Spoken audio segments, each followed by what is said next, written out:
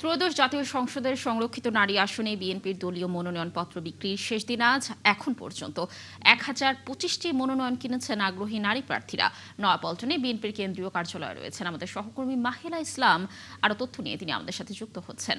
মাহিলা, আজ তো শেষ দিন মনোনয়ন ফর্ম বিক্রি ও জমার কি খবর রয়েছে আপনার কাছে? তারকা প্রার্থীদের মধ্যে কারা রয়েছেন এই তালিকায়, এই বিষয়ে একটু জানাবেন আমাদের।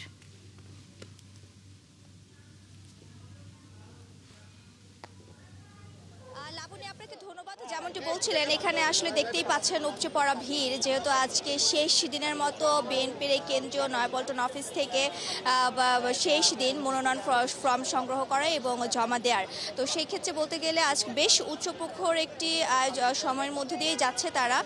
কিছুক্ষণ আগেও এত বেশি ভিড় ছিল না, তবে এখন কিন্তু অনেকখানি ভিড় বেড়েছে। যদি একটুখানি এখানকার পরিবেশ আপনাকে আমি দেখাই ঘুরে, এখানে বেলা বাড়ার সাথে সাথে যেহেতু সন্ধ্যা পর্যন্ত এই সময়টি নির্ধারণ করা হয়েছে এবং পরবর্তীতে সময়সীমা বাড়ানো হবে কিনা সেই বিষয়টিও এখনো নিশ্চিত নয়। তো সেই ক্ষেত্রে দুপুরের পর থেকে এই ভিড়টা অনেকখানি বেড়েছে এবং বিভিন্ন এলাকা থেকে, দেশের বিভিন্ন প্রান্ত থেকে তারা মনোনয়ন ফর্ম যেরকম নিচ্ছেন সেরকম জমা দিচ্ছেন। এবং যে 36টি আসনের জন্য কিন্তু বিএনপির এই কেন্দ্রীয় অফিসে প্রায় 1100টি মনোনয়নের বেশি ফর্ম তারা বিক্রি করেছেন বলে আমাদেরকে জানিয়েছেন। যেহেতু 17 বছর পর একটি উচ্চপ্রখর পরিবেশের মধ্য দিয়ে বিএনপির এই সংরক্ষিত নারী আসনে 36টি আসনের জন্য মনোনয়ন ফর্ম বিক্রি করছে দলটি।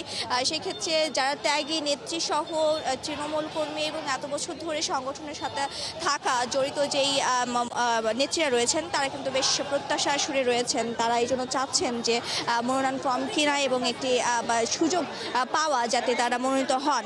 তবে তারা একটি কথা বলছেন যে যেহেতু দলের সিদ্ধান্ত রয়েছে, তো দল সেক্ষেত্রে সিদ্ধান্ত যা নেবে তাতেই তারা সন্তুষ্ট। এবং পাশাপাশি কিন্তু দলের সিনিয়র যুগ্ম মহাসচিব রুহুল কবির রিজভী একটি নিয়মিত ব্রিফিং আজকেও করেছেন এবং সেখানে বলেছেন যে চলচ্চিত্র। মাহিরা, ধন্যবাদ আমাদের সাথে যুক্ত থাকার জন্য। দর্শক, যেমনটি বলছিলাম যে ত্রয়োদশ জাতীয় সংসদের সংরক্ষিত নারী আসনে বিএনপির দলীয় মনোনয়ন বিক্রির আজ শেষ দিন, এই বিষয়ে সর্বশেষ তথ্য জানাচ্ছিলেন আমাদের সহকর্মী